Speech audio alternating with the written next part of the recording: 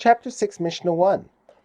When a person sanctifies property to Hekdesh, the temple treasury, the temple treasurer sells the property and uses the money for the upkeep of the Beis Hamikdash. This Mishnah discusses a law that applies when this sale is carried out. First, though, the Mishnah mentions a law that applies to a different type of sale, a sale by the court of property belonging to orphans. If a person owed money and died before paying it, the debt is paid from his estate, which is now in the hands of his orphans. The court sells the estate and uses the money to pay the creditor. In order to make sure that the estate is sold for a fair price, the following procedure is followed. Land of orphans that is appraised to be sold is advertised for 30 days before the sale. That is, before the court sells property belonging to orphans in order to pay their father's debt.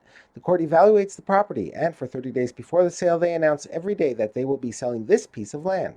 This ensures that many people will participate in the auction, and the land will therefore be sold for the best possible price. And land of the temple treasury that is appraised to be sold is advertised for 60 days before the sale.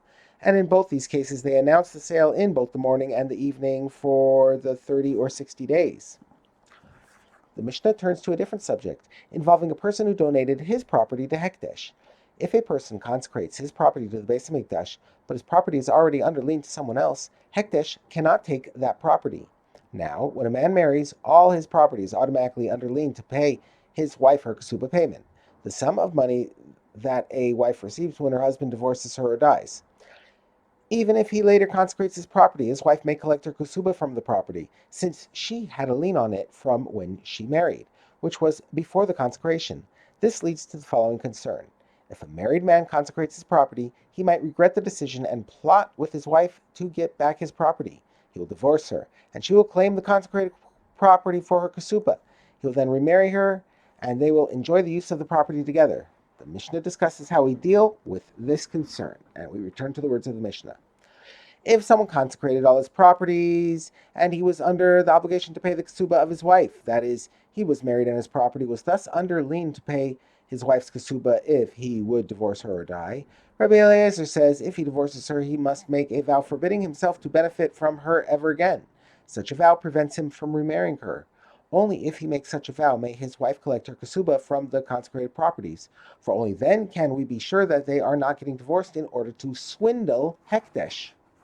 Rabbi Yeshua says he does not need to make a vow. If a man regrets the fact that he consecrated his properties, he can simply go to an expert sage and have the consecration annulled. There is therefore no reason to be concerned that he is divorcing his wife in order to regain his properties. The Mishnah cites a similar law involving a person who agreed to guarantee a woman's ksuba, so that if she is divorced or widowed and her husband or his estate does not have the means to pay the ksuba, the guarantor will pay it. Similarly, Rabban Shimon ben Gamliel said, also if someone signed as the guarantor for a woman's ksuba, and her husband is divorcing her and does not have the means to pay the ksuba, which means that the guarantor will have to pay for it, the husband must make a vow forbidding himself to benefit from his wife ever again, thereby making it impossible for him to remarry her. Only if he makes such a vow may his wife collect her ksuba from the guarantor. This vow is required because we are concerned that perhaps the husband does not really wish to leave his wife, and he is plotting a conspiracy with her in order to take the guarantor's money. Their plan is to divorce so that the wife can't collect her ksuba payment from the guarantor, and the husband will then remarry his wife, and they will enjoy the guarantor's money.